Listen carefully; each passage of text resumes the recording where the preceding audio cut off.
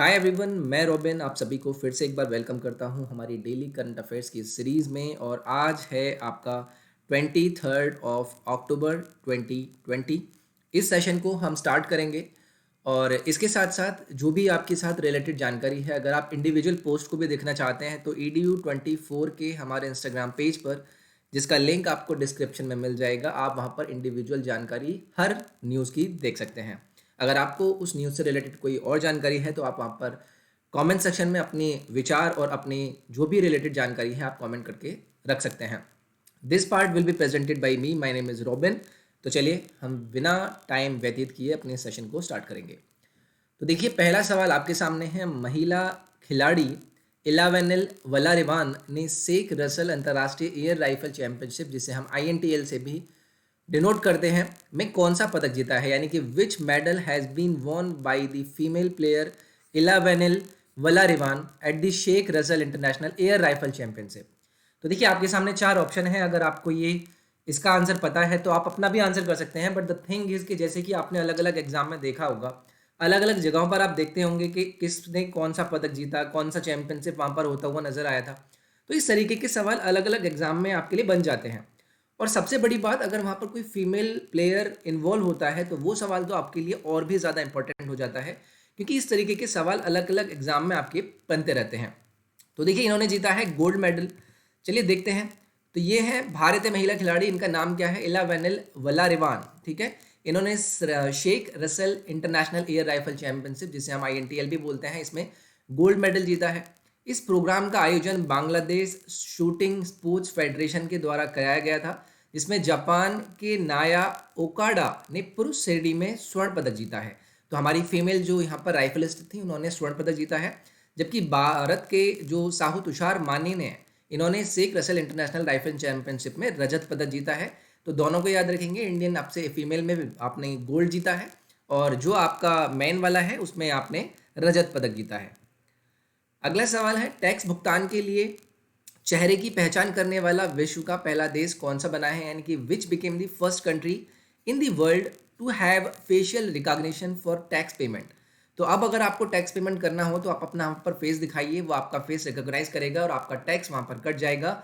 ऐसा करने वाला कौन कंट्री बना है? तो ये है आपका सिंगापुर।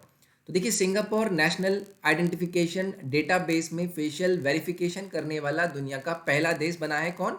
सिंगापुर। सिंगापुर ने इस टेक्निक को शहर की सिंगपास डिजिटल पहचान योजना के अंतर्गत शामिल किया है, जिसे सिंगपास फेस वेरिफिकेशन का नाम दिया गया है। इसका उपयोग सिंगापुर सरकार टैक्स डिक्लेरेशन एवं पब्लिक हाउसिंग एप्लीकेशन के अंतर्गत किया जाएगा। तो बहुत बड़ी अचीवमेंट है। अगर आप बात करते हैं टेक्नोलॉजी के फील्ड में, तो UPSC, SSC, CPU, NDA के आपके एग्जाम आने वाले हैं, उन सभी के लिए आपका ये न्यूज़ बन जाता है। अगला सवाल है, भारत में किस राज्य में स्टेट ऑफ एंटी टैंक यानी कि सेंट मिसाइल का सफल परीक्षण किया है? Which state in India successfully test fired the state of anti tank sent missile?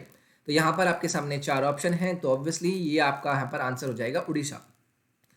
Bharat ने उड़ीसा के तट पर, जहाँ पर इंटीग्रेटेड टेस्ट रेंज ITR में हेलीकॉप्टर लॉन्च्ड पैड, जिसे हम हेलिना बोलते हैं, मिसाइल के उन्नत संस्करण स्टैंड ऑफ एंटी टैंक, जिसे हम स्टैंड का नाम देते हैं, मिसाइल का सफल उड़ान परीक्षण किया है।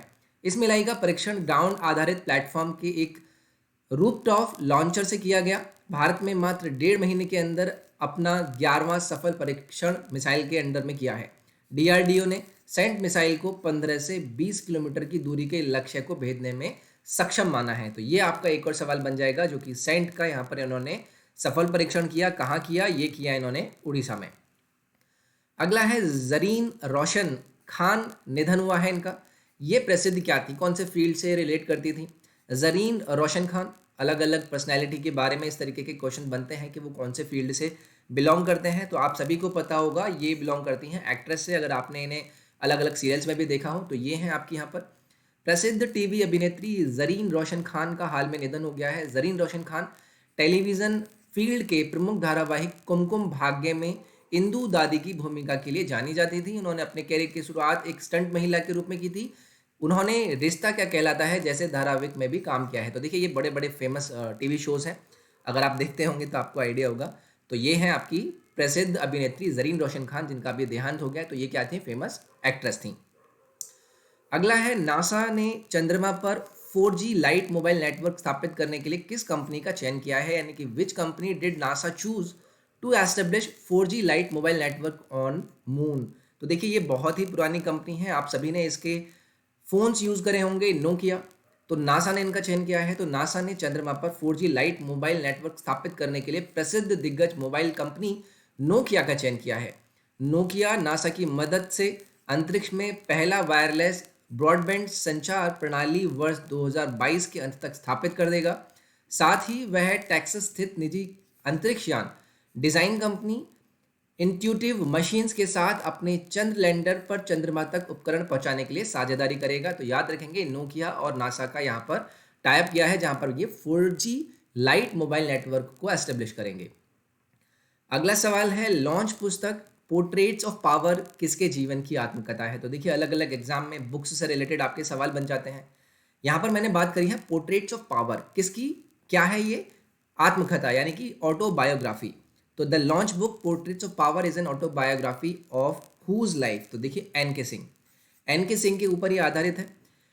प्रसिद्ध अर्थशास्त्री हैं ये नंद किशोर सिंह ने portraits of power half a century of being at ringside नामक अपनी आत्मकथा का विमोचन किया है। इस पुस्तक का जो प्रकाशन रूपा है वो पब्लिकेशन मीडिया के द्वारा किया गया है। वर्तमान में नंद किशोर सिंह भारत के 15वें वित्त आयोग के अध्यक्ष के रूप में सेवारत हैं। वर्ष 2016 में नंद किशोर सिंह को जापान के सर्वोच्च राष्ट्रीय सम्मान the order of the rising sun gold and silver star से सम्मानित किया गया है। तो ऑब्वियसली देखिए फेमस पर्सनैलिटी हैं। बुक्स और उनके ऑथर्स या फिर ऑटोबायोग्राफीज से आपके अलग अलग एग्जाम में सवाल बनते रहते हैं। तो याद रखेंगे, पोर्ट्रेट्स पावर बाय एन के सिंह, ये कौन थे, ये भी मैंने आपको यहाँ पर बताने की जानकारी दी।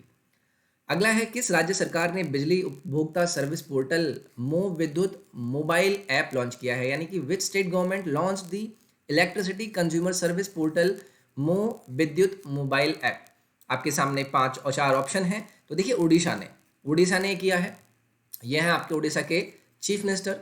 तो उड़ीसा राज्य ने वीडियो कॉन्फ्रेंसिंग के माध्यम से बिजली उपभोक्ता सर्विस पोर्टल मो विद्युत मोबाइल ऐप का, जिसका पोर्टल क्या है www.movidyut.com वेबसाइट को लॉन्च किया। यह है मोबाइल एप्लीकेशन राज्य सरकार की 5T यानी कि teamwork, transparency, technology, time leading to transformation की परियोजनाओं के अंतर्गत आती है। इस पोर्टल की मदद से 89 लोग बिजली उपभोक्ताओं को लाभ मिलेगा। इसके साथ साथ उपभोक्ताओं को 5 किलोवाट तक का अस्थायी कनेक्शन भी मुहैया कराया जाएगा। तो याद रखेंगे किसने लॉन्च किया है, ये स्टेट ऑफ उड़ीसा ने। अगला है, OECD international migration outlook report में भारत कौन से स्थान पर रहा है। तो अलग अलग रिपोर्ट्स आती रहती हैं, आपसे पूछ लिया जाता है कि बताइए कि भारत की स्थिति यहाँ पर क्या रही, यानी कि where did India rank in the OECD international migration outlook report. देखिए यहाँ पर इंडिया रहा है दूसरे नंबर पर। तो ये कुछ इस तरीके की रिपोर्ट आपकी आती है। तो Bharat OECD international migration outlook report में भारत दूसरे नंबर पर रहा। OECD international migration outlook report में चीन 4.3 लाख प्रवासियों के साथ पहले नंबर पर है। 2020 ईयर में OECD रिपोर्ट का 44वां संस्करण आयोजित किया गया। इस रिपोर्ट में रोमानिया वर्ष 2020 का तीसरा सबसे बड़ा निर्यातक देश बनकर उभरा है। तो यहाँ पर आपका आंसर क्या हो जाएगा, सेकंड पोजीशन पर इंडिया रहा, किसमें, OECD international migration outlook report में। अगला है, किस राज्य परिवहन निगम ने हाइड्रोजन मिश्रित CNG बसों का ट्रायल रन शुरू किया है। तो देखिए बहुत इंपॉर्टेंट न्यूज़ है। Which state transport corporation started a trial run of hydrogen mixed CNG buses. तो बहुत ही इजी क्वेश्चन है, दिल्ली में इसका यहाँ पर इन्होंने ट्रायल किया है।